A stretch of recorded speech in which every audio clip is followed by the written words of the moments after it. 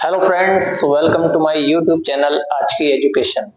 क्या आप भी हाई स्कूल और इंटर के एग्जाम दे रहे हैं, बोर्ड एग्जाम्स जो अब यूपी बोर्ड के बोर्ड एग्जाम चल रहे हैं, तो क्या आप भी हैं उनमें शामिल?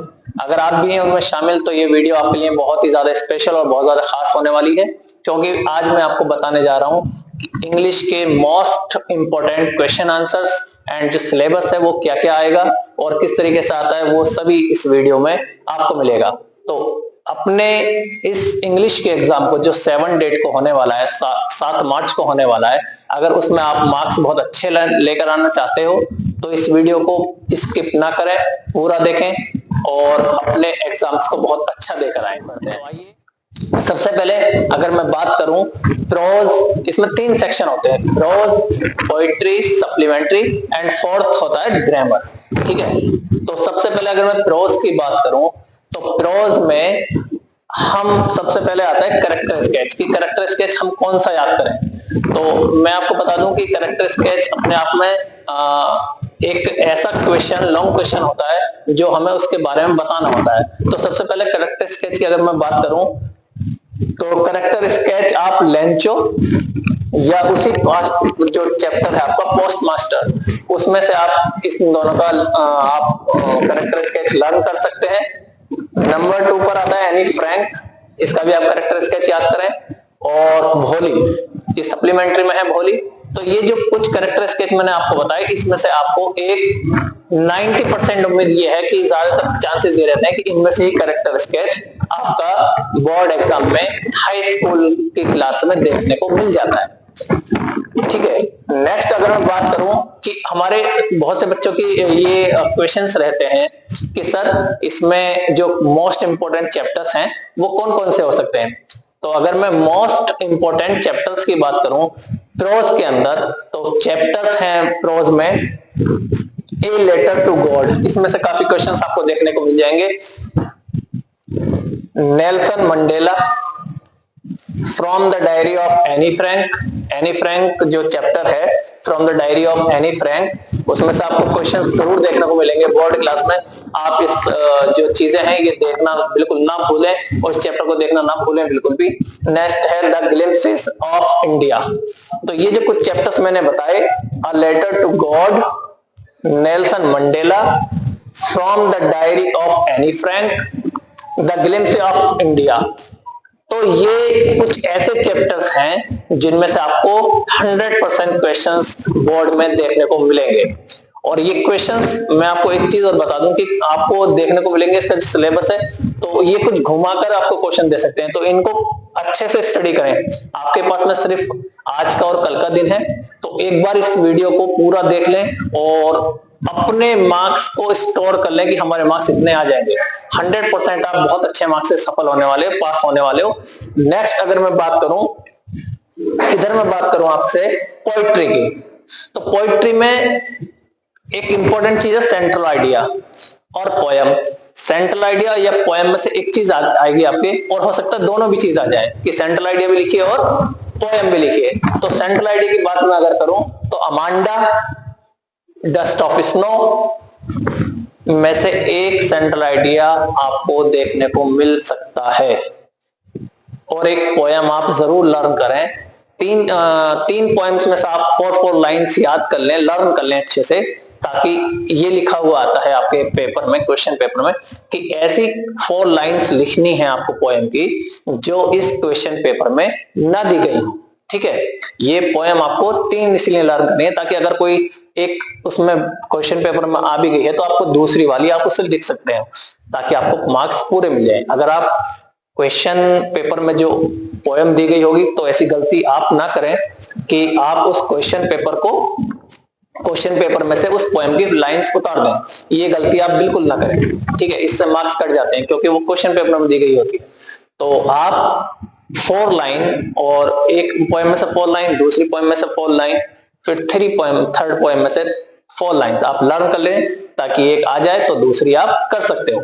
ठीक है, नेक्स्ट की बात करूं मैं सप्लीमेंट्री। ठीक है, सप्लीमेंट्री जो इंपॉर्टेंट चैप्टर्स हैं सप्लीमेंट्री में, ठीक है, फुटप्रिंट्स विदाउट फीट, भोली, थीव्स स्टोरी, मिडनाइट विजिटर। ये कुछ चैप्टर्स मैंने आपको बताया, इंपॉर्टेंट चैप्टर, जिनमें से क्वेश्चन आंसर आपको 100% देखने को मिलेंगे। तो इनको अच्छे से स्टडी कर लीजिए आज ही। फुटप्रिंट्स विदाउट फीट, भोली, थीव्स स्टोरी, मिडनाइट विजिटर, ये कुछ क्वेश्चंस इनमें से आने वाले हैं। आपको क्वेश्चंस के बारे में मैं अभी आपको बताऊंगा कि मोस्ट इंपोर्टेंट क्वेश्चन कौन कौन से हैं। ये चैप्टर्स हैं, इन चैप्टर्स में से आपको सिलेबस देखने को मिल जाएगा। आपको क्वेश्चंस आपको क्वेश्चन पेपर में, आपके इंग्लिश के क्वेश्चन पेपर में देखने को मिल जाएंगे। ओके, चलिए बात करते हैं नेक्स्ट आपकी ग्रामर की। तो grammar is a most important subject in your English. तो 10th क्लास में जो ग्रामर आती है उसमें सबसे पहले अगर हम बात करें, जो अच्छे मार्क्स अगर हमें लेने, ज्यादा मार्क्स लेने, तो सबसे पहले अगर मैं बात करूं रिपोर्ट और एस्से, इसमें रिपोर्ट लिखा हुआ आएगा या एस्से लिखा हुआ आएगा। तो आप जो है बिल्कुल भी इससे परेशान ना हो। आप क्या कर सकते हैं, इंपॉर्टेंस ऑफ गेम्स, आप इसे अच्छे से तैयार कर लीजिए। नेक्स्ट है इंपॉर्टेंस ऑफ ट्री, पेड़ों की उपयोगिता के ऊपर आप एक रिपोर्ट तैयार कर लीजिए, एक एस्से याद कर लीजिए। नेक्स्ट है mobile phone, importance of mobile phone, या कह सकते हैं कि इसके हार्म क्या क्या है, नुकसान क्या क्या है मोबाइल फोन के, इसके लाभ क्या क्या है। ठीक है, ये दोनों चीजें आपको मिल सकती हैं, तीनों आप इनको अच्छे से रिवाइज कर लें, एक बार अच्छे से स्टडी कर लें, तो आप अच्छे मार्क्स आप गेट कर सकते हो, आप हासिल कर सकते हो। आप अपनी 10th क्लास में आप बहुत अच्छे मार्क्स हासिल कर सकते हो। अच्छा, नेक्स्ट की अगर हम बात करें कि लेटर, सर लेटर कौन सा था, बहुत से बच्चों का एक क्वेश्चन रहता है, सर लेटर कौन सा याद करें। तो लेटर या एप्लीकेशन में से एक आपको देखने को मिलेगा कि आपको या तो लेटर कर दें या फिर एप्लीकेशन कर दें। ओके, तो लेटर की अगर मैं बात करूं तो बहुत ज्यादा इंपॉर्टेंट है लेटर की। लेटर फॉर फादर, फादर के लिए लेटर डिमांडिंग 500 रुपीज और 1000 रुपीज फॉर बुक्स, किताबों के लिए या अपनी कुछ फीस जमा करने के लिए एक बेटा या सन अपने फादर को लेटर लिखे कि उसे डिमांड करनी है 500 रुपीज की या 1000 रुपीज की, 2000 रुपीज की। जरूरी नहीं कि एक ही अमाउंट हो, अमाउंट अलग भी हो सकता है। ठीक है, अमाउंट अलग भी हो सकता है आपका। तो जरूरी है कि आप इस तरीके का एक लेटर जरूर याद रखें, क्योंकि ये बहुत ज्यादा बार आ चुका है और हमेशा आता ही है। ठीक है, अगर मैं बात करूं किसी को बुलाने की, दूसरा लेटर यह है कि आप अपने फ्रेंड को अपनी सिस्टर की मैरिज के लिए या अपने ब्रदर की मैरिज के लिए आप अपने फ्रेंड को इनवाइट करने के लिए एक लेटर लिखें। ठीक है, ये आपको लेटर में से एक लेटर जरूर को आपको देखने को मिल जाएगा। ठीक है, एप्लीकेशन की अगर मैं बात करूं तो एप्लीकेशन, मान लीजिए आपको एक बीमारी की एप्लीकेशन होती है, अर्जेंट वर्क की एप्लीकेशन होती है, तो बहुत नॉर्मल सी है कभी कभी। लेकिन पिछली बार भी एक एप्लीकेशन आई थी बोर्ड में लास्ट ईयर, वो बीमारी के लिए आ गई। तो एक बीमारी की और अर्जेंट वर्क की तो आपको याद ही रखनी है। ठीक है, एक एप्लीकेशन आप ऐसे लिख सकते हैं, मान लीजिए आपके मोहल्ले में कुछ गंदगी वगैरह है। ठीक है, तो एक म्युनिसिपल कॉर्पोरेशन में या म्युनिसिपल ऑफिसर जो होता है उसके लिए आप एप्लीकेशन लिख सकते हैं कि यहाँ पर गंदगी का ढेर है। ठीक है, इस तरीके की जो एप्लीकेशन है बोर्ड में, ये एप्लीकेशंस आपको देखने को मिल जाती है। ठीक है, नेक्स्ट है, मैं आपको बता रहा था कि क्वेश्चन आंसर्स भी आपको मोस्ट इंपॉर्टेंट क्वेश्चन मैं आपको बता देता हूं। अगर आप एक बार रिवीजन कर लेंगे तो 100% आप बहुत अच्छे मार्क्स इंग्लिश में लेकर आने वाले हैं। तो बिल्कुल भी स्किप ना करें वीडियो और पूरी वीडियो देखें। ठीक है, बात करते हैं इंग्लिश की। तो इंग्लिश में मैं बात करूं तो यहां से देख लेते हैं, मंडेला, नेल्सन मंडेला के चैप्टर से मैं बात करूं, क्वेश्चन कौन सा है। सबसे पहले क्वेश्चन आपको अभी स्क्रीन पर देखने को मिल जाएगा, मैं ऐसे आपको बता देता हूं। What was the meaning, what थोड़ा स्पेस रखना ताकि क्वेश्चन नहीं देखने को मिल जाए। What was the meaning of freedom for Mandela, what was the meaning of freedom for Mandela. ठीक है, नेक्स्ट क्वेश्चन ये देखने को मिल सकता है, why did the young seagull utter a joyful scream on seeing his mother। ठीक है, why did the young seagull utter a joyful scream on seeing his mother। Next question आएगा आपका लेंचो से, लेंचो के चैप्टर से, what did Lencho call the employees of the post office in his letter to God। what did Lencho call the employees of the post office in his letter to God। ठीक है, next question है Anne Frank chapter से, who was Annie Frank, who was Annie Frank, where did she write a diary? Who was Annie Frank? Where did she write a diary? ठीक है. Next question है, why was Mr. Keesing a teacher annoyed with the author? Why was Mr. Keesing a teacher annoyed with the author? ये जो question मैं आपको बता रहा हूं बहुत इंपॉर्टेंट क्वेश्चन है, और ये आप लिख लीजिए इस बात को कि ये क्वेश्चन आपको बोर्ड में देखने को मिलने वाले हैं और आपके मार्क्स बहुत अच्छे आने वाले हैं. बस वीडियो को स्किप ना करें और वीडियो पूरी देखें, और चैनल को भी प्लीज सब्सक्राइब कर दें और इस वीडियो को ज्यादा से ज्यादा शेयर भी कर दें. ठीक है. नेक्स्ट क्वेश्चन है, give a character sketch of Anne Frank. ठीक है, मैंने कैरेक्टर स्केच देखो यहां पर भी बोला है और क्वेश्चन भी आपका ये है, give a character sketch of Anne Frank. Next question की अगर मैं बात करूं, What does Annie Frank say? Question और है, What does Annie Frank say about her father and grandmother in her diary?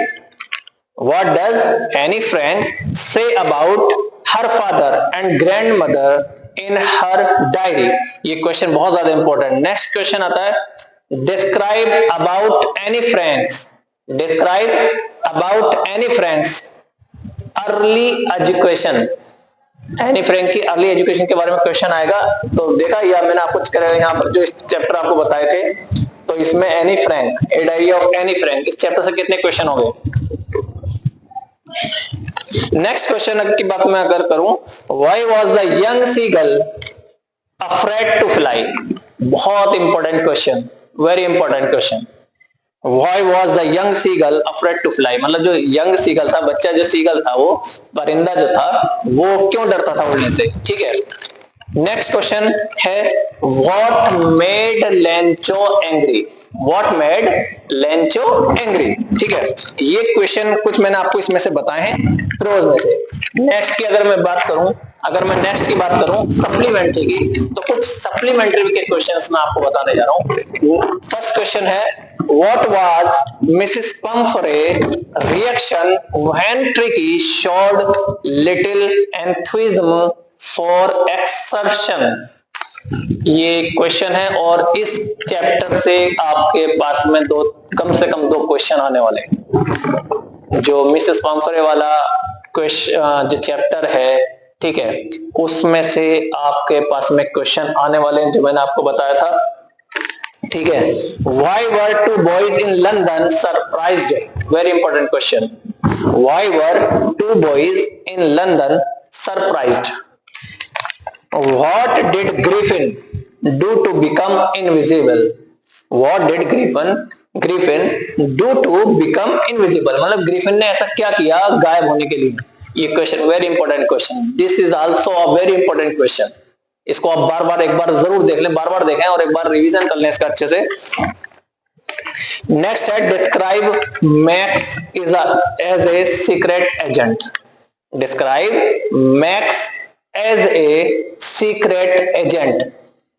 आप रिवर्स भी कर सकते हैं वीडियो को अगर कोई क्वेश्चन समझ में नहीं आ रहा है. बाकी आपके स्क्रीन पर आपको देखने को मिल रहा होगा कि describe Max as a secret agent. Next है, Horace Denby was a good and respectable citizen. Horace Denby was a good and respectable citizen. Explain the statement. इस statement को explain करें कि Horace Denby was a good and respectable citizen. Next question है, why did the thief make friends with Anil? Why did the thief make friends with Anil? इस वाले chapter से भी जो थीफ स्टोरी जो है उसमें से भी आपको एक दो क्वेश्चन देखने को मिल जाएंगे. नेक्स्ट है, how was Mrs Pumphrey responsible for the poor condition of Tricki? Tricki तो आप जानते होंगे, मिसेस पम्फरे के डॉग का नाम था ट्रिकी. तो ये जो क्वेश्चन है, how was Mrs Pumphrey responsible for the poor condition of Tricki? मतलब मिसेस पम्फरे क्यों रिस्पॉन्सिबल थी, क्यों जिम्मेदार थी ट्रिकी की उस हालत के लिए जो ट्रिकी बीमार हो जाता है. इस चैप्टर में ये आपने पढ़ा होगा. तो ये बहुत ज्यादा इंपॉर्टेंट क्वेश्चन है और आपको टिक द करेक्ट में जो 20 मार्क्स से टिक द करेक्ट में उसमें भी क्वेश्चन देखने को मिल जाएगा कि what was the name of the dog. ठीक है, डॉग का क्या नाम था, तो आपको मालूम होना चाहिए कि डॉग का नाम ट्रिकी था. नेक्स्ट क्वेश्चन, लास्ट क्वेश्चन जो है वो ये है, what was the real disease? What was the real disease that tricky was suffered from, what was the real disease that tricky was suffered from, मतलब वो कौन सी बीमारी थी जिस बीमारी से ट्रिकी सफर्ड था, पीड़ित था, मतलब बीमार कौन सी बीमारी से था। तो ये आपको क्वेश्चन, मोस्ट इंपॉर्टेंट क्वेश्चन जो मैंने आपको बताए हैं, ये आपको आपके बोर्ड की क्लास में, 10th क्लास में आपके क्वेश्चन पेपर में ये सभी मटेरियल जो मैंने अभी आपको बताया ये आपको देखने को मिल जाएगा। तो अगर आपने इस वीडियो को पूरी देख ली और 2 बार या 3 बार अगर आपने देख ली है तो मैं समझता हूं कि आपके मार्क्स बहुत अच्छे होने वाले हैं, क्योंकि मैंने आपको वही सिलेबस दिया है, वही आपको जो क्वेश्चन आंसर बताए जो बहुत ज्यादा मोस्ट इंपोर्टेंट और जो पिछले सालों से आते हुए आ रहे हैं। ठीक है, अगर आपने अभी तक इस चैनल को सब्सक्राइब नहीं किया है तो इस चैनल को ज्यादा से ज्यादा सब्सक्राइब करें और ज्यादा ऐसी ही वीडियो के लिए प्लीज सब्सक्राइब करें और इस वीडियो को भी ज्यादा से ज्यादा शेयर करें। ठीक है, ग्रामर में 2-3 चीजें और आती हैं। देखिए ग्रामर में एक चीज और आती है, बहुत ज्यादा 2 मार्क्स में आ जाती है कि एक क्वेश्चन आएगा कि इस राइम वाला क्वेश्चन आ सकता है कि राइमिंग शब्द होता है। तो राइम में आपको बता दूं कि जो एक सी आवाज निकालने वाले शब्द होते हैं पोएम में, वो आपको राइम में, मैंने आपको ग्रामर नहीं पोएम की मैं आपको बता रहा हूँ, पोएट्री में तो राइमिंग वर्ड्स भी आ सकते हैं, जैसे बैड कैट, हेड टैप, ठीक है, ऑन अपॉन, इस तरीके जो क्वेश्चन मतलब वर्ड्स होंगे ये राइमिंग वर्ड्स कहलाते हैं। ठीक है, ग्रामर की अगर मैं बात करूं तो 2-3 क्वेश्चन ऐसे हैं जो बहुत ज्यादा इंपॉर्टेंट क्वेश्चन होते हैं और बहुत ज्यादा आसान होते हैं। मान लीजिए एक सेंटेंस लिख दिया, ठीक है, एक सेंटेंस लिख देते हैं, एक क्वेश्चन लिख दिया,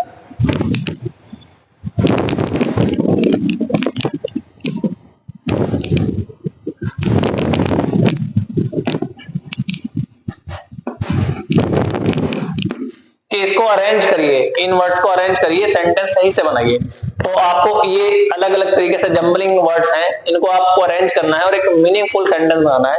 a very good Mukesh man, तो क्या लिखेंगे, मुकेश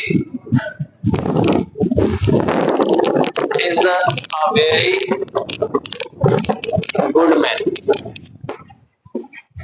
ठीक है, एक तो ये हो गया कि आपको अरेंज करना है सही से। एक क्वेश्चन ये आता है कि स्मॉल में नाम अगर किसी का लिखा हुआ है ऐसे करके, और कोई मुकेश इज माई फ्रेंड, यहां फुल स्टॉप भी नहीं है, तो ये कहेंगे कि फुल स्टॉप का यूज करके या फिर जिसके जो कैरेक्टर हैं, जो भी आपके लेटर्स हैं, इनको सही से आपको लिखना है।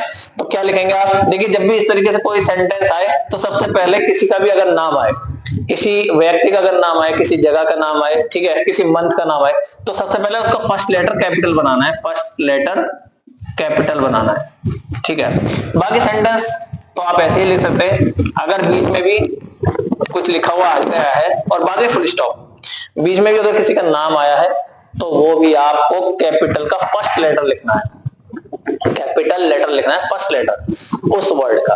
ठीक है, तो उम्मीद करता हूं मेरी ये वीडियो आपको पसंद आई होगी और आप इस वीडियो के माध्यम से, इस वीडियो की वजह से आप अपने मार्क्स इंग्लिश में बहुत अच्छे लेकर आ सकते हैं। तो इसी सिलेबस के साथ, इसी वर्क के साथ, इसी बातों के साथ, इन्हीं बातों के साथ में मैं ये वीडियो बंद करता हूं और मैं अपनी बात को पूरी करता हूं। थैंक यू वेरी मच एक बार फिर से, और प्लीज सब्सक्राइब माय चैनल आज की एजुकेशन। Thank you.